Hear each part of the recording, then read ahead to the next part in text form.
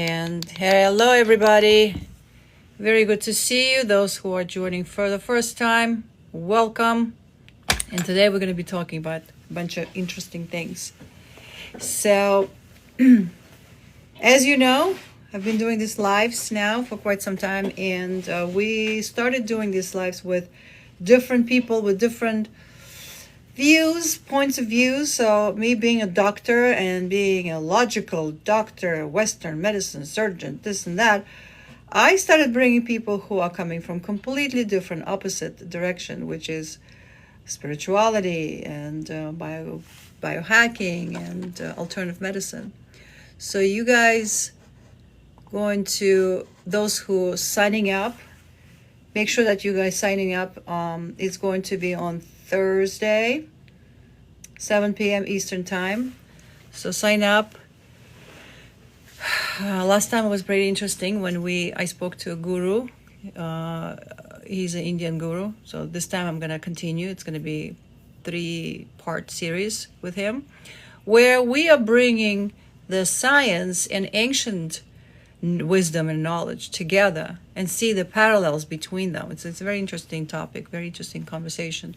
So for those who are logical people, you're going to get your information from the logical person, and then for those who love spirituality, you will get that knowledge from the person who are very deep in spirituality, guru himself.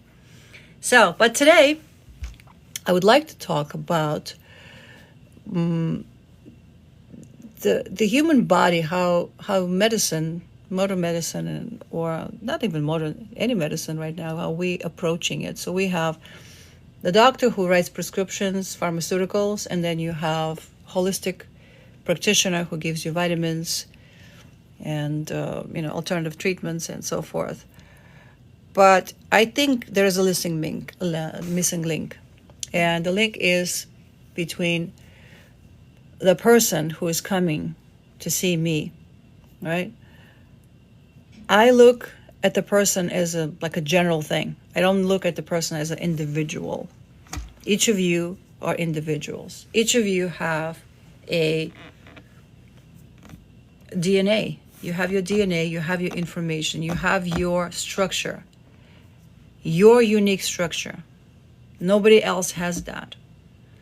And if I treat everybody the same way without considering that structure of yours, then this is when we get A, we may not get good results with the treatment. B, we get side effects with medications. And C, sometimes we just scoot over and just go somewhere else and we don't focus on actual problem, not understanding what is the root of the actual problem. What do I say by that? We all have DNA. Who knows what DNA is? Who knows what I'm talking about? DNA it's your information. It's the storage of your information. One half comes from your father, one half comes from your mother. So that storage carries the information about you, your potential, what are you capable of, which could be your emotional potential, your physical potential, your disease potential, your health potential. It's all there. And then it all comes in the form of genes, which is codes.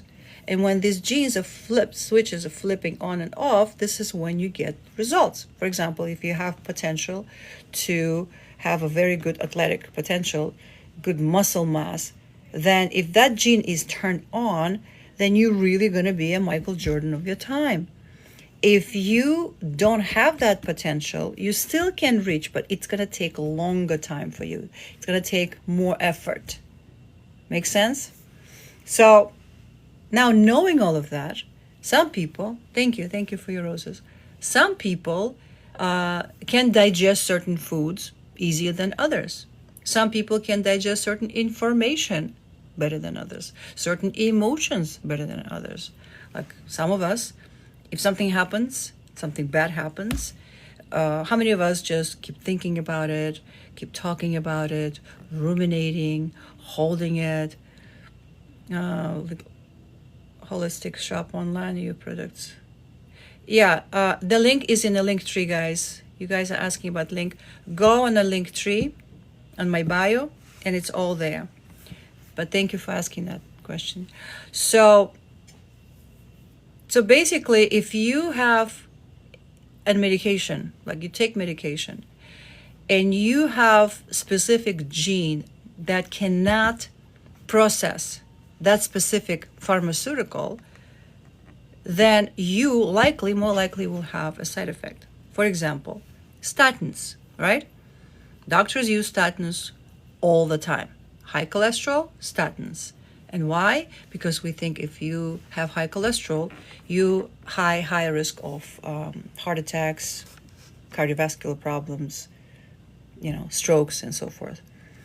And it is true according to certain studies. It is true. But these studies were they took 100 people, and out of 100 people with high cholesterol, these 100 people had, let's say, 75 of them had stroke or heart attack. And based on that, I'm just giving you approximately. And based on that, we decided, that's why cholesterol is bad for us. But how about checking each individual in that group? All of these 100 people. How about checking their DNA? How about understanding their DNA? Because in some cases, your heart attack can come from elevated cholesterol. Absolutely, yes. You develop a plaque, heart attack, stroke, you name it. In some cases, some people get heart attacks and strokes because of blood clots. Some people have higher blood clotting abilities. In some cases, people have inflammation of the vessels of the blood vessels, the walls of the blood vessels. They become so inflamed that they basically constrict and create occlusion and no blood flow to the organ, which is heart, and then heart attack, and people die. So you see, there's 3 reasons for that, for heart attack and strokes. And these 3 reasons governed by different genes. So if you have a gene that increases your risk for heart attack because you have inflammation, not cholesterol, but inflammation, and if I'm putting you on this statin drug, it's not going to work. You have to address inflammation. Do you understand? But if your problem is blood clot, statin is not going to help either. You need to make sure that you're working on the thinning of the blood, not necessarily medication. It could be vitamins, it could be a food, but this is what it changes, completely changes your management if you know what the person's DNA makeup is. And that's what my philosophy. And now think about it. You and I, we humans, I hope most of us humans who are listening to this, you and I, we have 25,000 genes in our genome. 25,000 genes. Again, half of it came from your mom, half of it came from your dad. But besides that, you also have a microbiome, which is bacteria, good and bad bacteria, that lives in your oh my God, I'm going to talk about this, the kidney stones and all that. So bacteria that lives in your gut, and that bacteria also, each of that bacteria has its own DNA, has its own information. So now imagine you have your genes over here, and you can switch them on and off, right? And then you have that bacteria, which also has its own genes. So imagine your DNA and the DNA of your bacteria, they talking to each other. They interfering with each other.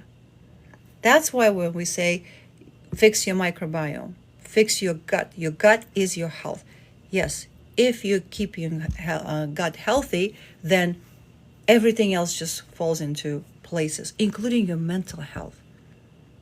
Because number one, bacterial DNA is actually overrides your DNA. Believe it or not. Why? Because you have 25,000 genes. 25,000. Remember this number. And bacteria, it's around 3 million genes. 3 million versus 25,000. You outnumbered. You see, that's why it's so important to make friends with your gut, to make friends with that bacteria. And as you know, we have bad bacteria, we have good bacteria. So you want to make sure that you're feeding good microbiome. Not only taking probiotics, because you cannot take all 30 million probiotics. It's just impossible. We don't have them, right? What we could do, we could take probiotics that are important. I'm not saying don't take them, take them, but make sure that you are focusing on prebiotics, because probiotics are the bacteria itself that has life in there. Prebiotics are the one that's the food. It's almost like a chicken. You have your chicken, it's your bacteria. But then when you bring food to the chicken so they could multiply and grow, that is prebiotic. Got it? So that's why the diet plays a major role. And when I said it plays a role in your health, in your mental health, because believe it or not, serotonin, the neurotransmitter that's responsible for your mental health, for your happiness, 75% of it is being produced in your gut. Not in your brain, in your gut. It feels like it's your brain, but it's actually in your gut. So keeping your gut healthy, pooping daily, keeping your bacteria happy, is very important. Keeps your whole body happy. And in terms of kidney stones, you asked me, I have kidney stones, 7 millimeters, have had for a month, and I can't get a urologist. Well, honestly, if you have a kidney stone and you're having attack, then you're gonna have to go to emergency room, and I can't tell you, like right now, medical field is in deep doo-doo, unfortunately. This is something that I can help you with. But what I can help you, if the stone needs to be passed, the way you do it, you have to drink lots of water. Green dandelion, by the way, I have a video there, so you could check in my feed. You mix dandelion with lemon and just drink that water. That forces the water and cleanses your urine path.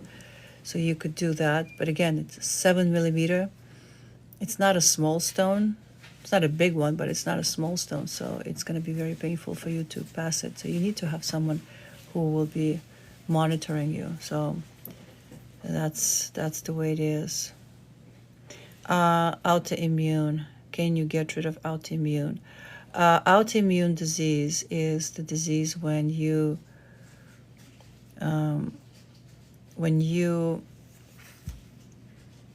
body is recognizing your own tissue as a foreign body and starts to attack. That happens, again, we're going back to the same thing, inflammation. So if the garbage, if the toxins that we produce, oxidative stress that we produce, if they're not being removed from the cell and if just stuck in the cell, they pile up and compound, and finally you see lots of inflammation, lots of piling junk in the cell. And the cell starts to smell, quote unquote, differently than your natural cell.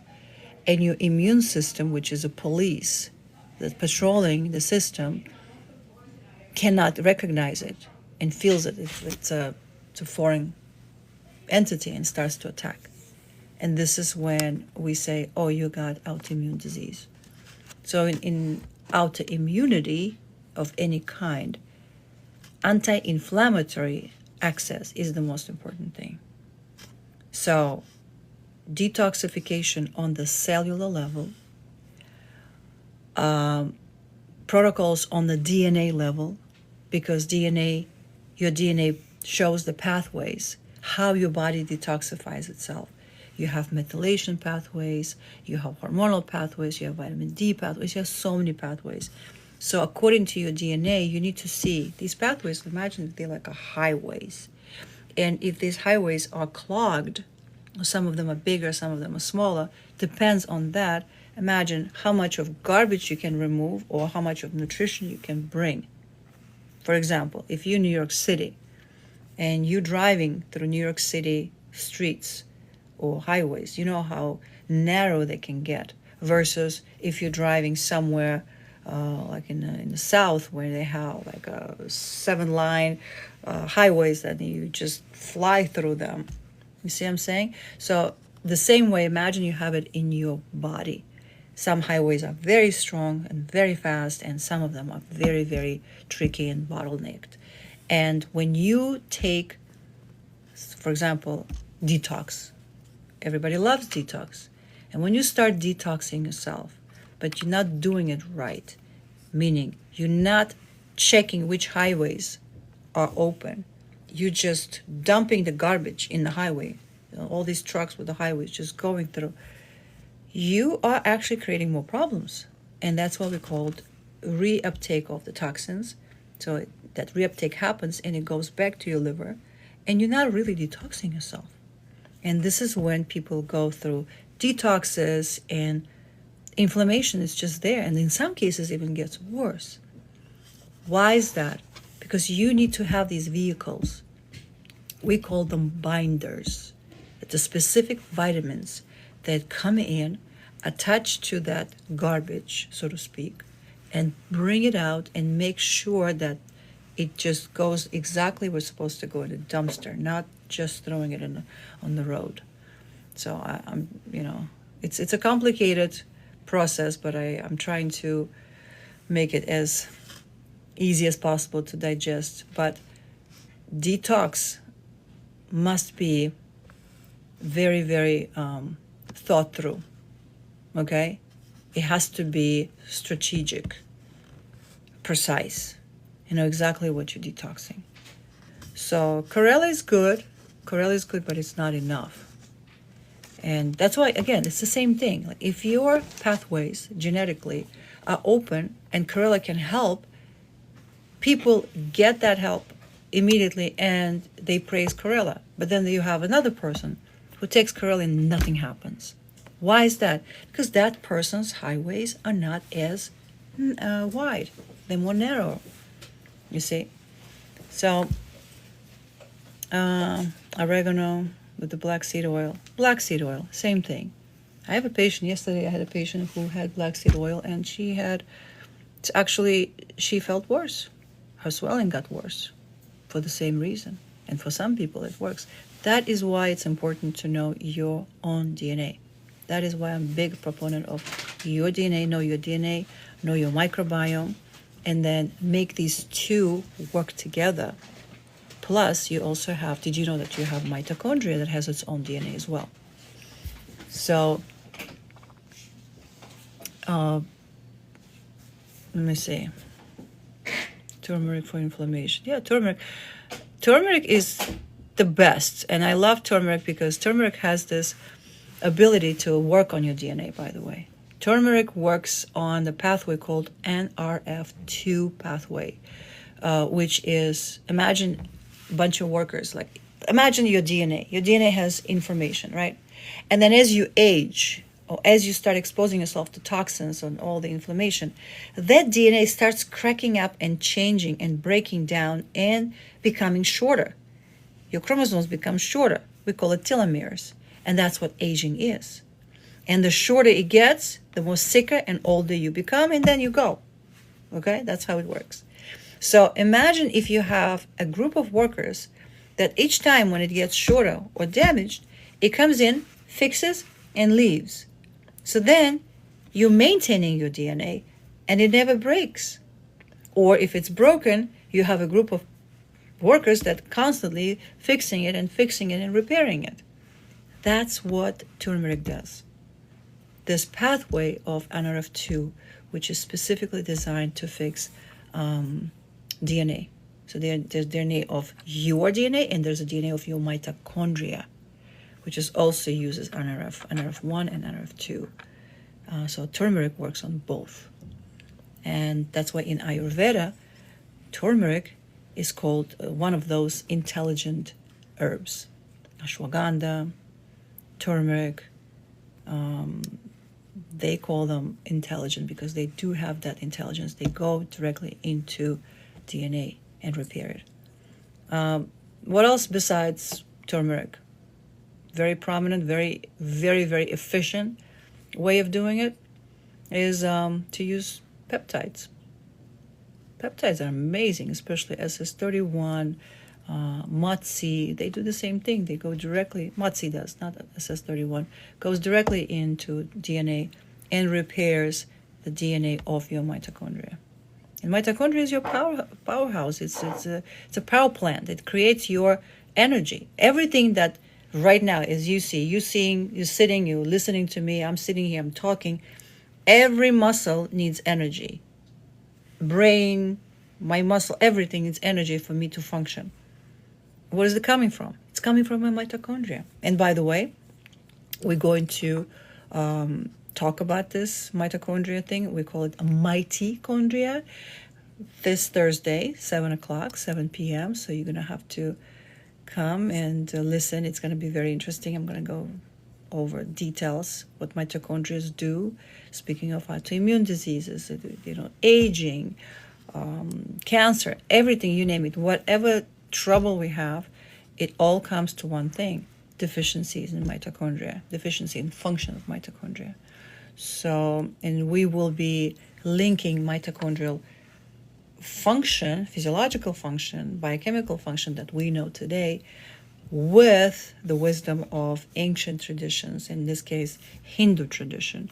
I will be bringing other traditions as well, but Thursday we're going to talk about Hindu tradition. So if you want to join us, please do. The link is in bio, my bio. You can click there and you can see it. And we're going to have so much fun. Last time it was pretty interesting with a lot of people. Echinacea made my lymph flare up. Exactly. That's what happens. Yeah, that's what happens. Lymphatic system is your sewage system. The lymphatic system is your sewage system. Resonant sound frequencies and vibration. Amazing. Absolutely amazing. How to control your cortisol. So was it Bobby said about something about frequency and sound information? It's one of those factors. So remember I said DNA. It's a switch. You turn on, turn off, turn on, turn off. You can do it with food. You can do it with vitamins. You can do it with sound. And you can do it with frequency and vibration. Absolutely. And that's why my program, Gladiator program, that I do retreats twice a year. It looks like we're going to do more than twice a year now. This is exactly what we do. First, those who join my program, you go over knowledge, you learn how your body works, and we do this with vitamins and with supplements and so forth, peptides, stem cells, whatever.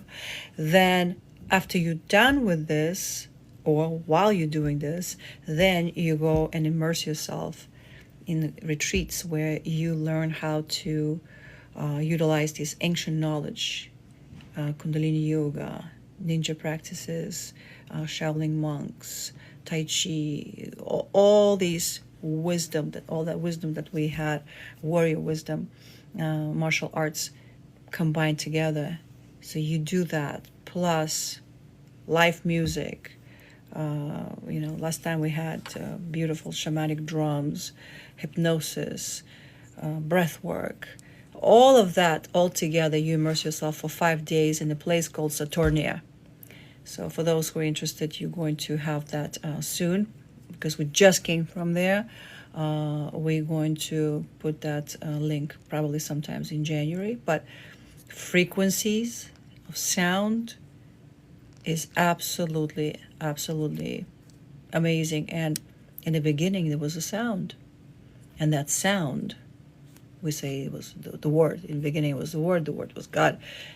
So that word, that sound that was in the beginning, it's a primordial thing that triggered the code of your DNA. And that's why you exist today.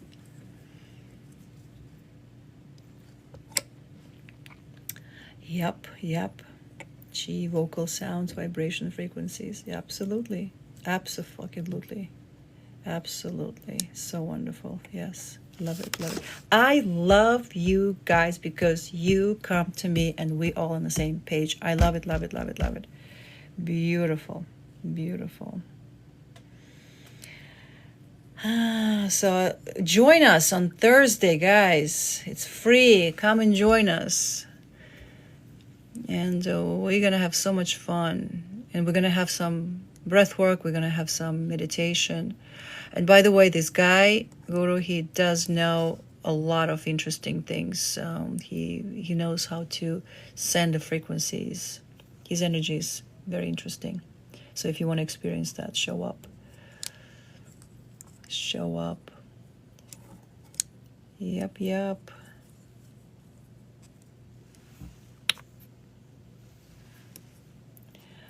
How does quartz element influence in your mental position? Quartz element. Well, it's not only quartz. Quartz is one of the crystals. But just remember, any crystal,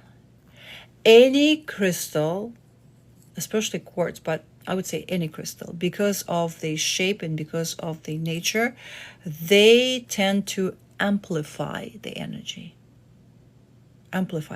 So, for example, in science here in my office, we have laser machine.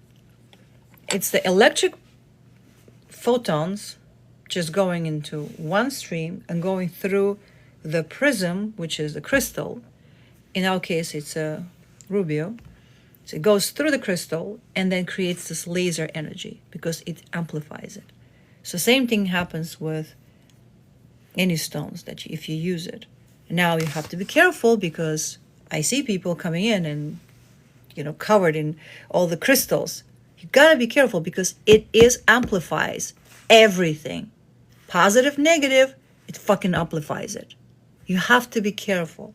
So that's why it's important to keep your frequency. And it's just a reminder that, hey, you here to keep your vibration high, and this is your helper. And you have to remember that. That's why sometimes when you use different crystals, people go crazy. They can't sleep. Their mental health goes down. It's just like, Corella versus, I don't know, echinacea or whatever you guys take. It's good for someone. It's not good for somebody else. Like genetically, by the way, you have a gene called COMT, COMT, we call it. And that gene, yesterday I had a very long discussion about this COMT gene, that if you have it, your personality is, like if it's very, very prominent, your personality is you hold it and you ruminate on things. So that person more likely to have traumatic experiences and remember that. Versus someone who has very fast COMT, that person digests information like this, or any disease, or any events. That's why you have like two people witnessing the same horror event. One person develops post-traumatic stress disorder, the other one doesn't. Why? Because we have these genes that, again, I'm coming back to genes. I'm so obsessed with DNA. DNA is the most sacred thing. It has your code, the code of your soul.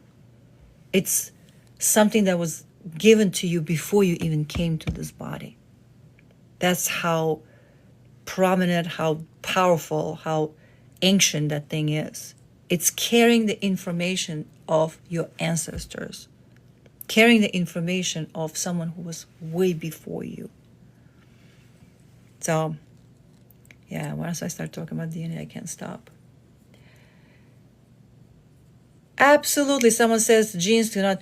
Absolutely. Genes are not your destiny. It's the information. It's the database. It's the library. It's the book. You go there, you pick whatever you need, you activate that. Or, if you don't like it, you mute that. And that's how you rule it. It's called epigenetics. Genes are not your destiny.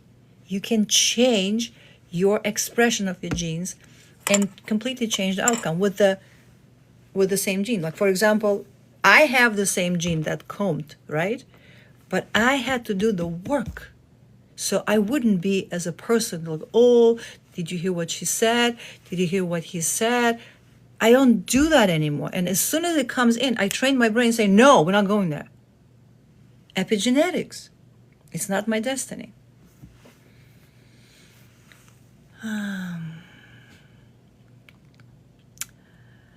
Is narcissistic the genetics? Someone's dealing with narcissists. Narcissist, let me tell you. This term is being thrown a lot lately, narcissism. Narcissism is a pain. It's a person is in tremendous pain. Narcissistic person is the person who went through major trauma, not necessarily something big. It doesn't have to be like a murder or sexual abuse. No, it could be a parent who was feeding this small traumatic experiences during childhood. And it's just, and these genes just express themselves, and this is their defense mechanism. I am not defending narcissists. Absolutely not. And if narcissist has to change. They have to heal themselves and they have to work on themselves. And I'm not saying that you have to stay with narcissist if it's that bad. But you have to be careful because we throw this term everywhere. And a lot of times you have to push back and say, okay, let me look at this. Like you have to look through the eyes of source, not through your ego eyes. Why are you calling this person narcissist? And as you stay as neutral as possible, as a soul, not as an ego person, and look through that lens at that being, who is a narcissist and acting like an idiot, and you're about to kill that person. But if you just switch and look, you will see that person differently. So why it's important? It's not important for them. It's important for you. Because I'll tell you why. Every time someone asked about cortisol, every time when you react to the person who pushed your button, you producing hormone called cortisol. You're producing neurotransmitters like epinephrine, norepinephrine, and all these things that raises your heart, brings your blood pressure up, creates hormonal havoc, creates inflammation in your body. So who is suffering? Yeah, this person is doing this to you, but if you're not reacting, who cares? As long as you're not reacting. So you have to just learn how to become that water. So it just goes right through you. It goes right through you. So you don't have to, then work hard on this. Cortisol is always produced on the body. It's in equilibrium. And yes, absolutely. So cortisol has to be produced. You need cortisol. I need cortisol for me to sit here and talk to you. It's a hormone that brings your body in tonus. That's absolutely right. But cortisol has its own schedule. The reason why you wake up is because cortisol goes up and you wake up. Okay? Then it slowly has to go down. And then by the time at 9 o'clock, 10 o'clock p.m., it starts to go down, and this is when you go to bed. That's the normal flow of cortisol. Cortisol always has to go in waves. In fact, if cortisol is just straight line, that is the sign of some kind of chronic disease, and it's one of the parameters where the longevity parameters, predictive factors. So, do you know your subject? It doesn't go up. Okay, so user, I love your comments. Okay, androgen to testosterone. That's very good. That's very good. I understand and I really respect your knowledge, but I'm here to digest something complex into something very, very easy so everybody could just enjoy. This is not a debate. This is me trying to bring the knowledge into more digestible little bits of information. But I respect your knowledge and thank you for sharing. Thank you. Medullary complex, of course. You want me to talk medical terms? I'm not here to talk medical terms. I'm done with medical terms. I talk to people, humans, for those who want to understand. Okay. Um, that's very good. That's very good. So, yeah, we were talking about soul, and we're talking about reacting and not reacting. So this is one of those situations when someone is challenging you. You just see it and you just water. This is where you say thank you, thank you. Yeah. Yeah. So what is it? Yeah. So let's just not go there. Let's just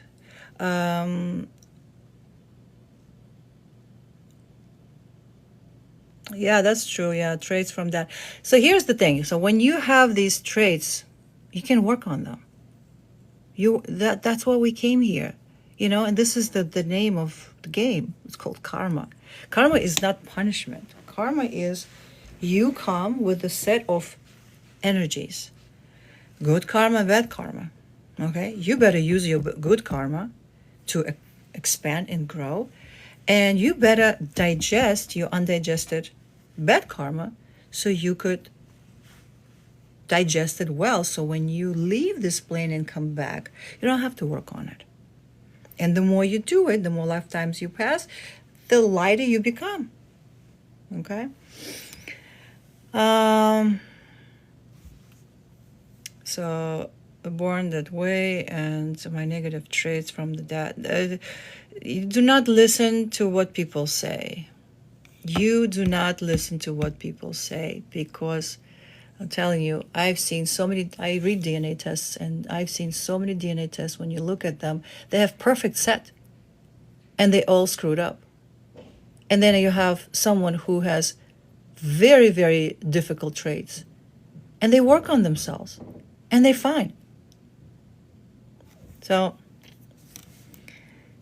never listen to what people say. Never. Just... You're new here. Welcome. Welcome.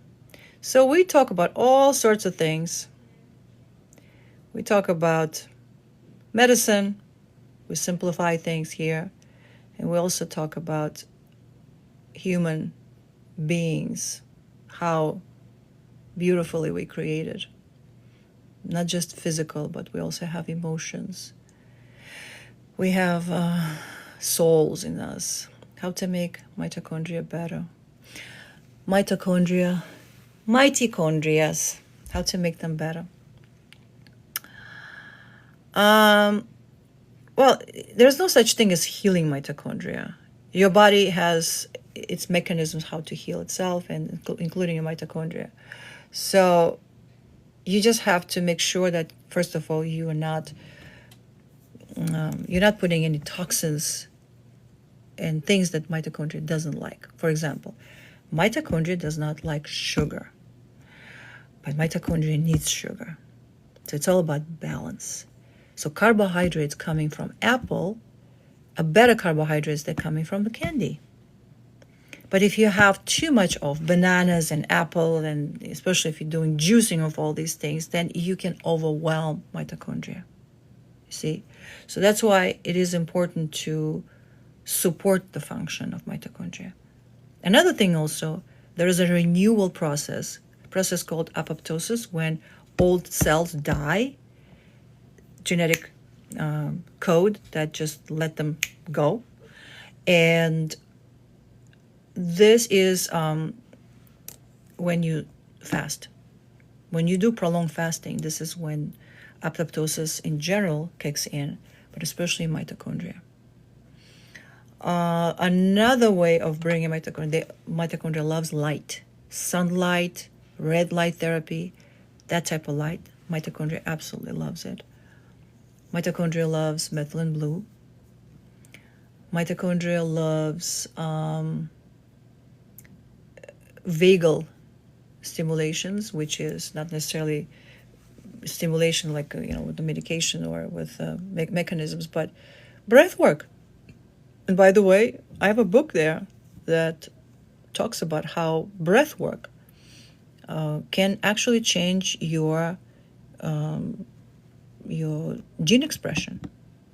For those who really want to dive into science, it's more like a scientific, but it also gives you techniques of breath work. But which gene was activated during that breath work? And there's articles and studies and my analysis of them. So if you're interested, you can go and check. Menopause.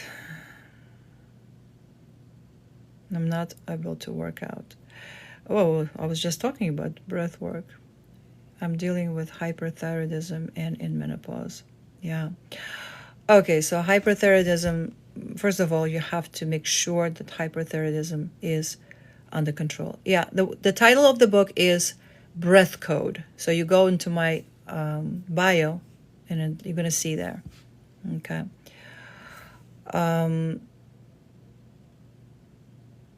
So hyperthyroidism, you got to make sure that your thyroid is under control, because if your thyroid, especially with hyperthyroidism, if your thyroid is not under control, it increases the risk of all sorts of things. So the heart suffers the first from hyperthyroidism. Okay, so you make sure that it is under control. Make sure that it's not overproducing and it's not overstimulating and overwhelming your system. It's important. The next,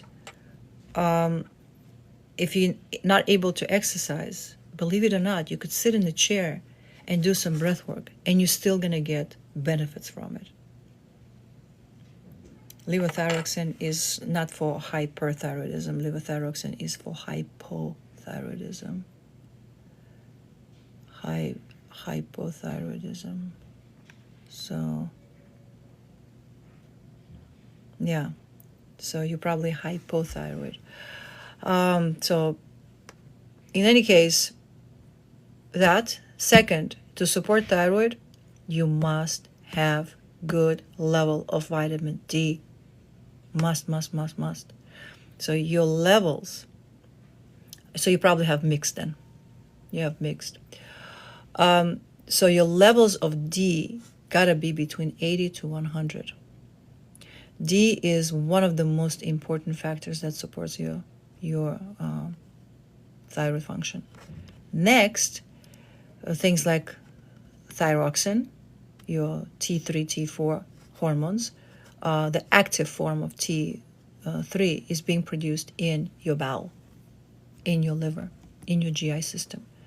So keeping you, thank you, vitamin D, exactly. Keeping your microbiome, keeping your bowel, keeping your liver clean and healthy will help you tremendously to keep your thyroid under control, whether it's hypo or hyperthyroidism. And I'm going to go back again. Breath work, cold showers, which is also really, really good. And I know when you have hypothyroidism, the first thing you don't want is to have cold shower. Me personally, at some point in my life, I had Hashimoto and I had hypothyroidism. I couldn't stand cold at all. But let me tell you something. It helps. It works. Unfortunately, it's a good question, Mommy. Unfortunately, just being on the sun is not enough for us, unfortunately. You know, we don't produce that much of vitamin D. Again, I'm going back to DNA again. We have these pathways, 3 major pathways for vitamin D: utilization, absorption, activation. It's all in your DNA and depends on your genes. Some people need to be on high dose of vitamin D, synthetic vitamin D, all the time. Some people, if they live in Florida and exposed to sun, they don't need to. They still can run between 50 to 60 and they feel good, fine. But the optimal levels, especially if you have inflammation, if you're battling some kind of condition, your D has to be like right there, between 80 to 100. Why? Because vitamin D is a building material for your entire system. Entire human body uses vitamin D for everything. Your hormones, use vitamin D. Your bones use vitamin D. Your nervous system use vitamin D. Cholesterol comes from vitamin D. Everything is vitamin D. Yeah. So, what else? What else? What else? Good questions you guys asking. I love it.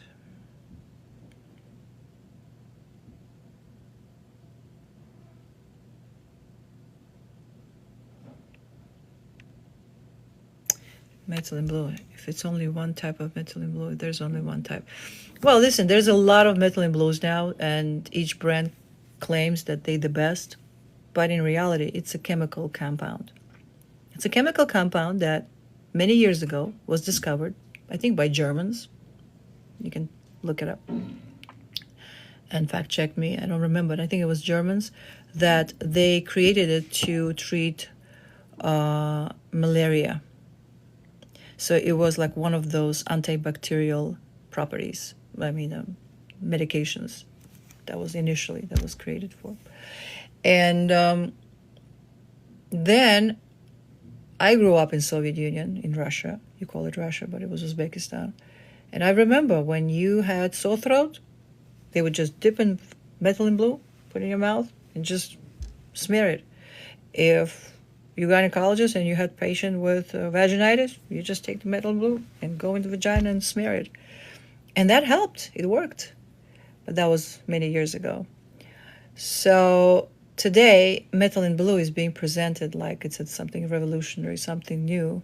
It's been around almost 200 years and been used in medicine, but it was replaced by potent pharmaceutical antibiotics and other medications that we use today, and kind of forgotten that we have it. But honestly, to me, I don't go crazy about methylene blue, and I don't buy expensive stuff. I just buy methylene blue and I use it.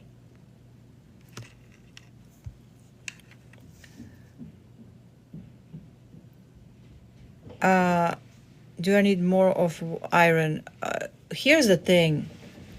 Karen, you're gonna have to check not only iron, because you might need methylation. You may need high methylated forms of vitamins. You see? It's not only iron that makes your hair shed. A lot of times people with thyroid, they have methylation problems. I am practicing in the US, in New York. I am also, thank you so much. I'm also in Florida, but in Florida I do only specific treatments for, mostly for women, for incontinence. Ladies, you guys, sometimes we experience incontinence. And instead of having surgery, we do some procedures that help. Main test.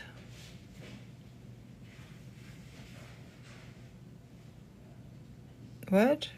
What is the main test? Ask your doctor. Annual exam that usually they never suggest. You know what? Lately I started noticing they don't check your vitamin D levels. They don't check your B12 levels. I started noticing that. I know that when they check your thyroid, they check only your TSH. They don't check your T3, T4, antibodies. They don't check those things, the full thyroid panel. They do not check for high reactive CRP, which is one of the main inflammatory markers that actually can predict your risk of heart attack, like at least 2 years before that. Yeah, what else? When they check the cholesterol, they usually check cholesterol, but they don't check for ApoE, ApoA1, ApoA2, those lipoproteins. They don't do that. So, yeah. That's what I would suggest. Come to Canada. I love Canada. I've been to lakes, Great Lakes, beautiful place, beautiful people. Canadians, love Canadians. Thoughts on metformin? Yeah, Metformin. At some point, people were saying that it's a longevity drug, longevity medication. So here's the thing. My philosophy. If you're using, and I know what they're going from. Metformin is really good for insensitivity. So it increases your sensitivity to insulin, thus bringing your metabolic problems down. Thus you live longer, because metabolic problems are the most common, the most important issues that we have today that cause all the problems. Okay, true. But at the same time, when you take metformin, it goes through your liver. And at some point, I remember when I practiced, maybe like 15, 20 years ago, I remember at some point, metformin, there was a big class action lawsuit about metformin and liver disease and liver problems. Okay? There was a time. And then something happened, and I don't know, they settled, but metformin came back, and we still use it. So if you have nothing else, then I'd say metformin. If you absolutely have to be on something, if you have type 2 diabetes and you can't control it, I say that. But there's another drug that I do not like, is Ozempic. Why? And don't get me wrong, I'm not against GLP-1s. I'm not against them. But this particular one is, I think it is, but first of all, not used right.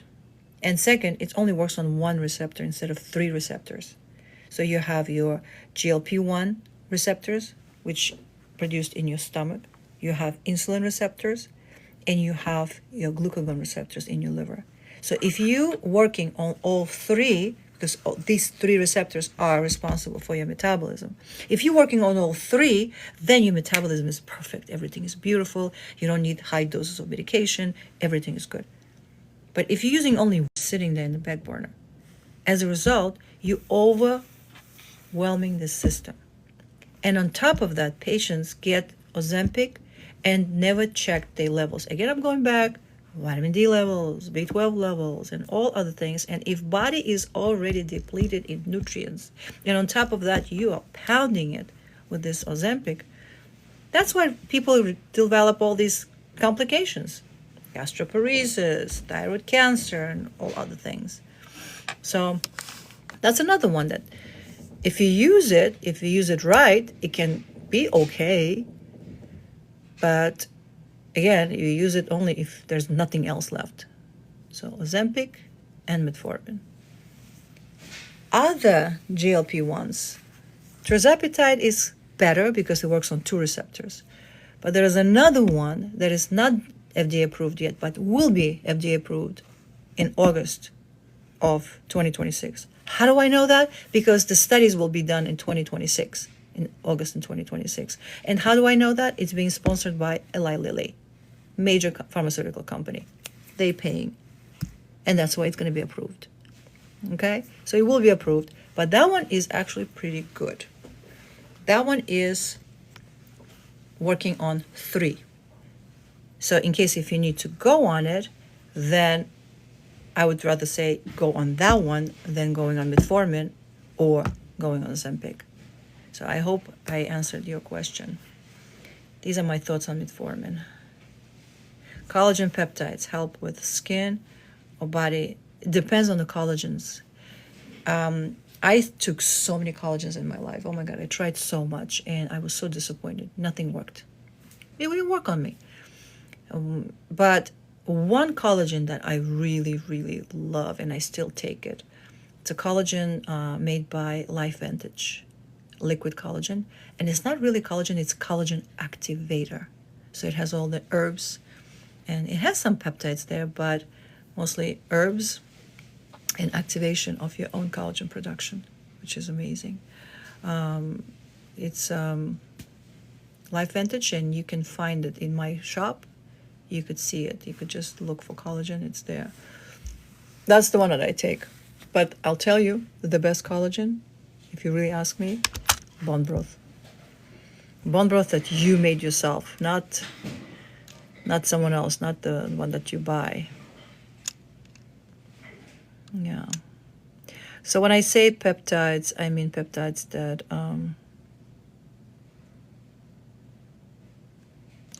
prevent. Okay, I'll tell you. So peptides are the ones that Ozempic is a peptide, retatrutide is a peptide, is the injectable ones, just to, the difference. And the collagen peptides are the ones that we usually do orally, or we use topically. Repeat the test to prevent heart attack. It's high sensitive C-reactive protein, CRP, high sensitive CRP. Okay, you have to check that. You have to check vitamin D, because it's also one of the inflammatory factors. You have to check cholesterols, all the cholesterol panel, the whole thing, HDL, LDL, APO1, APO2, lipoproteins, omega index, you look for that.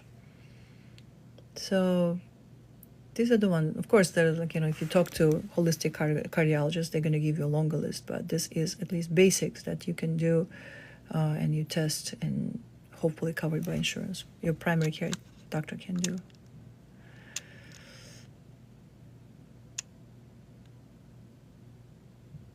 Mine would say, you say, luckily. Oh, that's funny. You're lucky. That's good. That's good.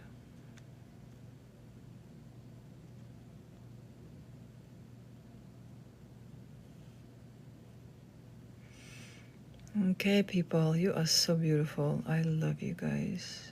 You are so beautiful. It's amazing to have you here. I hope you guys are going to show up on Thursday. We're going to have so much fun. Thursday, 7 o'clock Eastern Time. We're going to talk about mitochondria. Mitochondria. And I promise you, I will talk about everything, including peptides, the newest things that we have today to support your mitochondria. I'll give you everything what's there out on the market, so you would know. You would be an educated consumer. Yeah, show up. We're going to have fun. So, I guess it's been an hour. And it was a beautiful hour with you, as always. For those who are returning, I'm so glad to see you. I see Hala. I see you all the time. For those who came for the first time, welcome, welcome, welcome. I guess if you have no questions, I will try to see you tomorrow.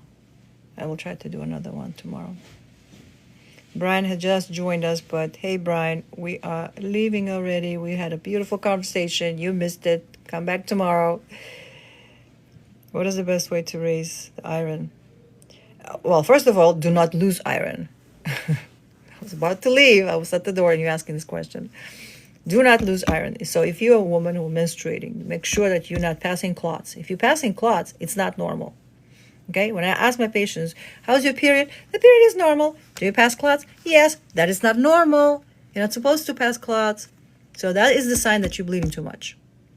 That's one. Second, if you're not menstruating woman, if you're a man, make sure that you're not losing it through hemorrhoids, through any kind of bleeding, internal bleeding that you have that you may not even know. That's why you need to go and see a doctor and make sure that they check you for those things. Then, to bring the iron back, you want to make sure that you're bringing not just iron, because iron itself is not going to work. You need to bring in a combination.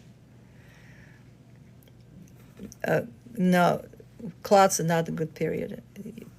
Period has to be like a mucousy blood. It shouldn't be too liquid. It shouldn't be clotty. So combination. Honestly, my favorite combination is Floridex. It's everywhere. It's the cheapest product. You can buy it anywhere. So you can start with that. Okay, thank you. So start with Floordex. Take that. It has all the vitamins and vitamin C. Just iron is not gonna do. All right, guys. Love you.